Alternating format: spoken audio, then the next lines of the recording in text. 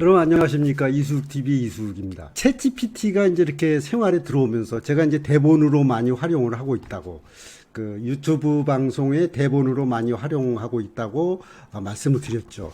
그래서 이제 유튜브 방송의 대본으로 활용하다 보니까 여러 시사 토크라든가 아니면은 이제 그 챗GPT 자체에 대한 거라든가 노래하는 방송 커버에 대해서도 상당히 도움이 되는데, 자 이제 저만 이렇게 잘 즐겁게 방송을 하다 보니까 그 위에 이제 시니어 계층이라든가 또는 이 디지털 기기에 접근이 많이 안 됐던 분들, 서비스에 접근이 안 됐던 분들이 이렇게 연락이 옵니다. 아, 그것 좀 어떻게 할 수 있는 방법 없어요?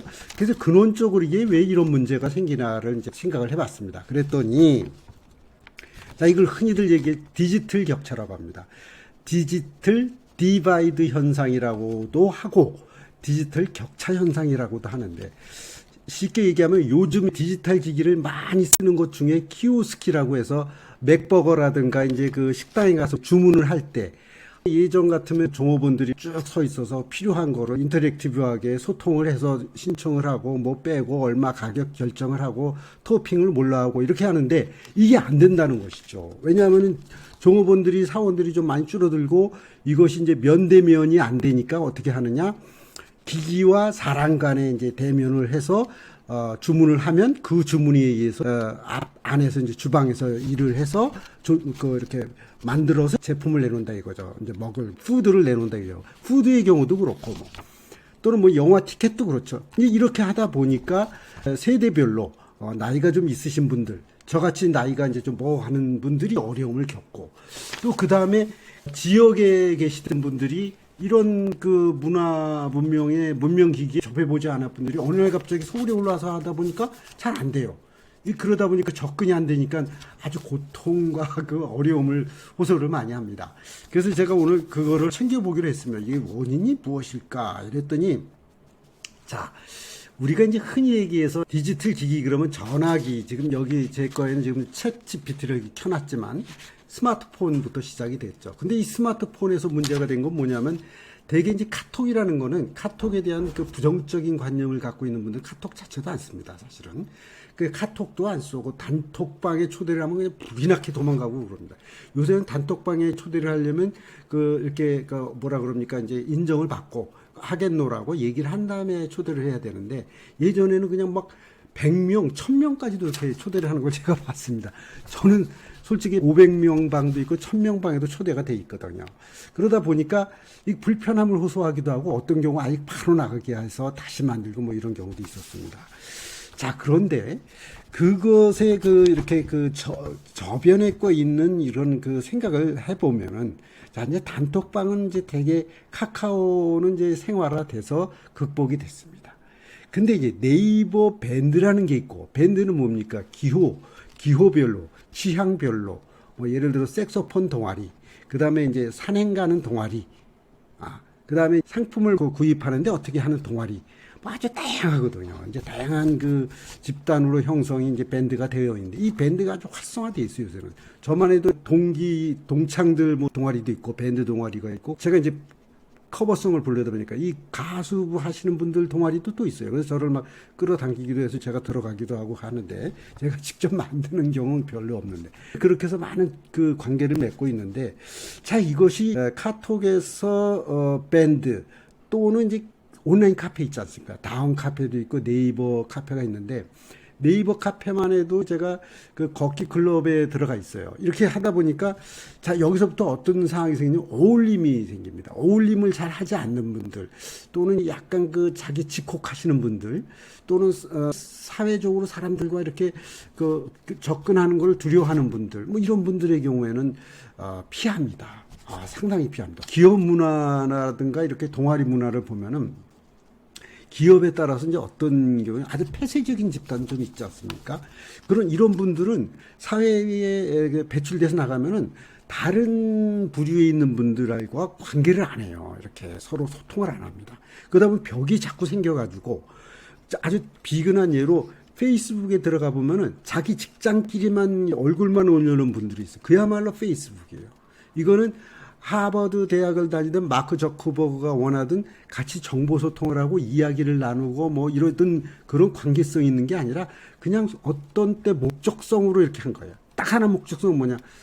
자기 아이들 무슨 결혼식이나 또는 경조사 때나 그거 정도 알리는 정도. 한 요 정도로 이제 접근돼 있는 그 부류의 집단이 있습니다. 이게 뭐 어디서 나오냐면 어떤 기업 문화라든가 그런 거기서부터 배태가 되는 거예요. 그렇게 무언가 폐쇄돼 있다는 건 뭐냐? 비밀이 많다는 얘기고 뭔가 어둡다는 얘기고 부정적이라는 얘기입니다. 이것이 파괴돼 있어야 돼요. 그래서 벽이 없어야 됩니다. 다시 말해서 심리스해야 돼요. 여기 어디 격차가 없어야 되는데 이미 그 직장 문화라든가 동아리 문화에서 격차가 이렇게 딱 벽이 쳐져 있다는 거죠. 또 그것이 어느 학교 생태별로도 그래요. 네, 제가 보건데 이렇게 학교별로도 그렇고 어떤 학교는 굉장히 리버럴하고 자유스럽고 나이브한데 어떤 학교의 경우는 그게 아주 가로막혀 있기도 하고 또는 우리가 초등학교 친구들도 오래간만에 만나면 어떻게 됩니까? 이 격차가 벌어져 있습니다. 그게 이제 소통의 격차입니다. 딴 거는 없는데, 같이 지내면서 계속 뭐라 그럴까, 생활을 같이 해온 사람들과 같이 접근하지 않았던 사람들, 교류하지 않았던 사람들 간의 관계는 상당히 그 벽이 생깁니다. 그래서 그 갈등 요소가 되기도 해요. 그래서 하여튼 그런 것들이 있는데, 그런 것들은 결국에는 크게 보자면 사회성이라고 합니다. 그래서 SNS가 뭡니까? 소셜 네트워크 시스템 아닙니까? 다시 말해서 사람들이 살아가는 있던 소셜의 사회성 관계인데 이 네트워크가 작동이 되지 않는 분들이 좀 있을 수 있다. 그것을 하나씩 그걸 뭐라 그러나요? 극복해 나가는 게 그게 디지털 격차를 하나씩 해결해 나가는 방안이 되겠다 이렇게 보는 겁니다. 그런데다가 이 페이스북의 경우에도 이제 여기에 이제 동아리 모임이 있습니다. 그걸 우리 흔히 보면 이제 그룹핑 한다 그러기도 하고, 그 다음에 이제 페이지별로 또 모이기도 해요. 페이지 자체를 모르는 분도 있어요. 아예 페이스북 자체를 모르죠. 페이스북 자체를 모르죠. 마크 저커버거라는 이름도 모릅니다.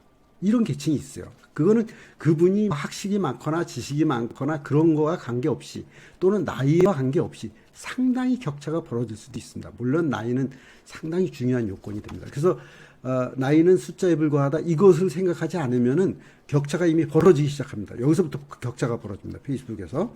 그래서 요즘 같은 경우에는 웬만한 정치인이라든가 또는 마케터 또는 뭐 여러 가지 사회 활동을 하는 분들의 경우에는 100% 페이스북을 씁니다. 페이스북을 쓰고 페이스북으로 넘어갈 때 무엇이 어떻게 보면 기준이 되냐면 글쓰기가 이제 기준이 됩니다. 이게 이제 블로그를 저 같은 경우에는 이제 페이스북으로 넘어오기 전 10년 전에는 블로그를 계속 업로드했었거든요. 그래서 회사에 나가기 전 1시간 전에 아침에 기상을 해서 블로그를 작성을 했었어요. 그래서 그때 뭐 200만이 막 들어온다거나 어느 날 갑자기 그때 불가능은 없다라는 그 글을 썼는데 그 불가능은 없다라는 게 뭡니까? 로버트 슐러 목사가 쓴 책인데 불가능은 없다라는 그 노만 필 목사하고 그 로버트 슐러 목사하고 이런 그 관계성이 있었어요. 근데 이제 글을 쓴 사람은 이제 로버트 슐러 목사고 그 영향을 준 사람은 노만 필 목사님이시죠. 그 드라이브인 처치라고 해서 우리가 지금 우리 얘기하면은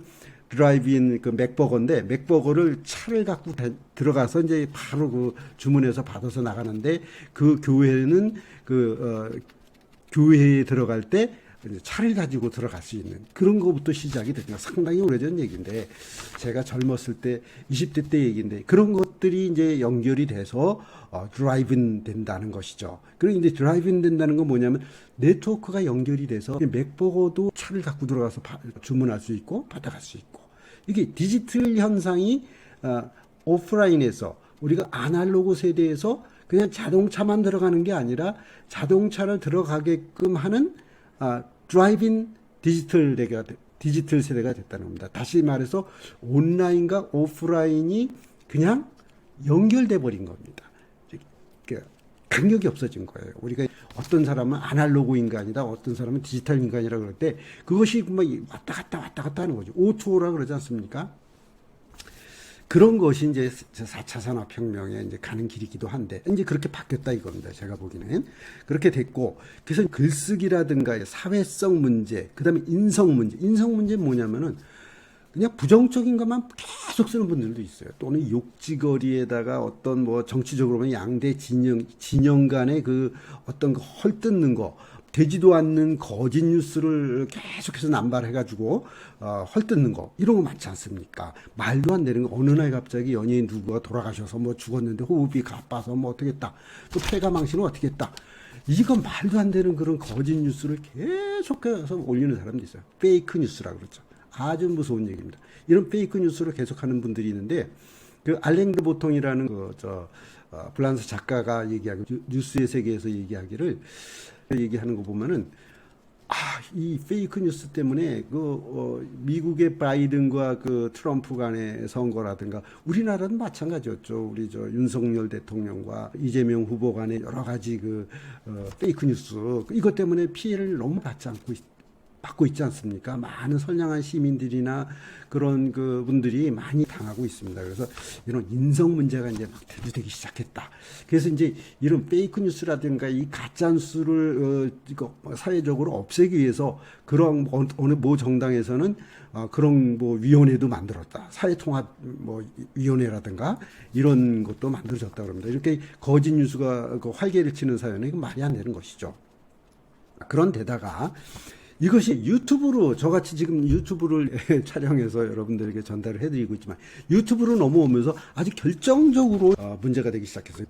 페이스북까지는 어느 정도 접근하는 부류의 분들이 전문직이라든가 교수라든가 또는 기자직이라든가 사회활동하는 사람, NGO 이런 분들, 정치인 많죠. 많이 있는데 유튜브가 되니까 유튜브로 진출하는 분들은 이제 이렇게 극소예요. 많은 것 같지만 수만 명이 유튜브에 매달려 있지만 실제적으로 성과를 내거나 가치를 실현하거나 또 계속 지속 성장하는 분들은 일부에 지나지 못합니다. 그래서 이 일부에 지나지 못하는 격차가 또 생기는 거예요. 그러니까 지금 격차가 어떻게 생겼습니까? 제가 처음 얘기했던 카톡에서부터 SNS의 경우에 카톡에서 생겨서 페이스북에서 생겨서 그럼 유튜브까지 흘러온 거예요. 물론 중간에 블로그도 있고 밴드 이런 거 예를 들었지만 이렇게 쭉 계속해서 격차가 생기니까 시골에 계신 분이 유튜브와 이렇게 모르는 분들 많죠. 유튜브가 뭔지도 잘 모르십니다. 이 유튜브를 요새는 어떻습니까? 세대별로 보면 어릴 때부터 유튜브 켜놓고 어린이 노래, 동화 노래 이거 하는 아이들이 너무나 많아요. 제 외손녀 조카도 어릴 때부터 유튜브 방송을 저라 출연도 시켰어요. 그럴 정도로 유튜브에 cep하게 돼 있기 때문에 왜? 영상이기 때문에 이미지고 이게 동영상이기 때문에 아이들에게 접근이 잘 됩니다. 그 오디오와 동영상이 같이 나가니까 비주얼이 자 이런 상황까지 닿는데 이 유튜브를 하려면 자신감이 있어야 됩니다. 이 마이크 공포증 사실 제가 이렇게 마이크 놓고 얘기를 하고 있는데 지금 막 떠버리지 않습니까? 이 수다를 떠는데 이게 쉬운 게 아니라는 거예요. 이거를 또 극복하는데 시간이 상당히 걸리고 그다음에 카메라 울렁증. 자 여기 왜 카메라가 있지만 이 카메라만 켜지면 입이 딱 얼어붙는 경우가 많습니다. 아예 그 앞에 나서지도 않고 그럼 이거를 어떻게 극복해야 되느냐? 연습입니다. 결국에는 저같이 지금 이렇게 한 2장을 해가지고 이걸 우리는 흔히 얘기를 대본이라고 그러죠. 이 대본이 있어서 저는 이걸 세세하게 쓰지는 않았지만 이렇게 대목별로 얼기설기해서 마인드맵이라고 해서 요거는 서비스에 대해서 얘기하고 요거는 이제 블로그에 대해서 얘기하고 그다음에 페이스북에 대해서 얘기하고 그다음에 사회성에 대해서 얘기하고 인격에 대해서 얘기하고 그다음에 댓글 이런 식으로 그다음에 유튜브의 자신감 지금 얘기하고 있지 않습니까?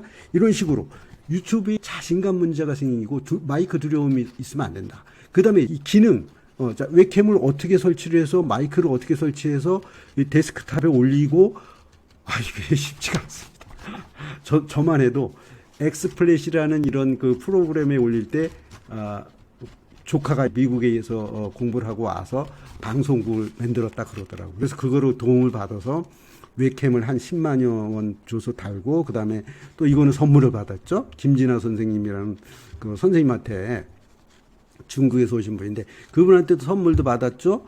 또 그다음에 이제 여기 뭡니까? 지금 여기 AI 이제 챗 프로그램 돌아가고 있죠. 이거는 또 이거대로 또 서비스 교육을 따로 받았죠. 유튜브 방송하는 서비스 교육만 해도 상당히 많이 받았다는 얘기죠. 어디 가서 몰상식하다고 창피도 많이 당하고 좀 자존심도 많이 이제 상하고 젊은 강사님들한테 공부하면서 상당히 가슴 아팠던 적도 많습니다. 디지털 이 격차 때문에 많은 어려움이 있었지만 그러나 지금 시간에는 이렇게 야간에도 지금 시간이 몇 시냐면은 11시 30분입니다. 11시 34분에 녹화를 해서 이걸 또 다른 프로그램이 있어요.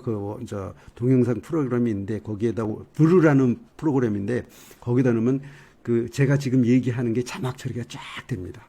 그럼 웬만큼 제가 발음이 괜찮으면은 거의 한 80%는 다 건지고 나머지 이어지는 글 그 정도만 이렇게 제가 복구를 시키면은 자막이 형성이 돼요. 예. 이게 참 좋은 시대이긴 합니다. 그래서 그렇게 되면 유튜브에 올리면은 여러분들이 이제 이수 PD 지금 자꾸 하면서 동영상 올리고 이러는데 이거를 좀 그야말로 구독하는 건 너무 기본이시고요. 보신 이상에는 안 본 걸 누가 구독해달라 그럽니까? 구독 좀 해주시고 그다음에 좋아요는 당연히 기본을 눌러주는 거예요. 저만 해도 엄청나게 누릅니다. 저는 10명의 구독자를 제가 신청하면은 그 중에 한 분 정도가 저를 구독해요. 그만큼 재미가 없다는 얘기예요. 매일 이런 얘기만 하니 누가 이거를 보겠습니까? 여기서 막 웃는 재미있는 얘기 동영상 밖에 나가서 막 우당탕 하는 얘기 릴스로 해서 막 그걸 뭐라 그럽니까? 짤방울 해서 올려야 되는데 이러고 있으니 누가 그걸 합니까? 거기다 뭐 돼지 멱다는 소리로 막 카바송이라고 해서 막 부르죠. 카바송 그냥 막 하는 건 아닙니다. 그것도 굉장히 어렵습니다. 제가 미쳐서 조용필 선배님이나 나훈아 선배님 거 노래 배워서 하지 누가 이렇게 하겠습니까? 이 시간에. 하여튼 그런 정성을 감안해서 구독하고 좋아요는 해주셔야 됩니다. 그렇게 해주셔서 댓글도 달아주시고 알림이라고 해서 아시지 않습니까? 피드백 받는 거 이수욱이 이렇게 방송하면은 꼭 받는 거 이런 것도 좀 해주셨으면 좋겠어요. 그래서 일단 이 방송을 마치고 챗 GPT 거기에 대해서 또 최신 소식을 제가 보내드리도록 하겠습니다. 여러분 고맙습니다. 감사합니다.